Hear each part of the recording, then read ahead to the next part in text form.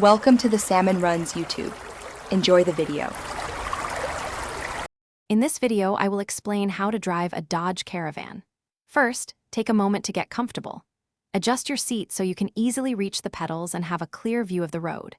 Position your mirrors to eliminate blind spots and ensure the steering wheel is at a comfortable height. Familiarize yourself with the dashboard controls, including the speedometer, fuel gauge, and warning lights. This initial setup is crucial for a safe and confident driving experience. Once you are comfortable, insert the key and turn it to the on position, then to start to ignite the engine.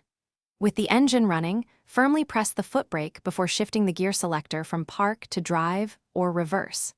Release the parking brake, then gently press the accelerator pedal to begin moving. Remember to accelerate smoothly and maintain a safe following distance of at least 3 seconds from the vehicle ahead. Maneuvering your Caravan requires attention to its size.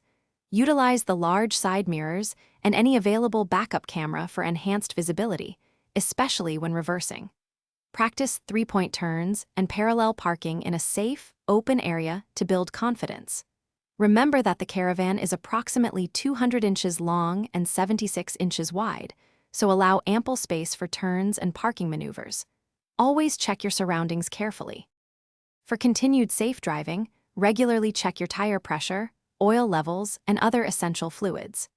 Understand how your Caravan's safety features, like the anti-lock braking system and traction control, operate. Drive defensively by anticipating road conditions and the actions of other drivers. Always avoid distractions such as mobile phones, keeping both hands on the wheel and your full attention on the road for a safe journey. Thanks for watching. Consider subscribing if we helped you.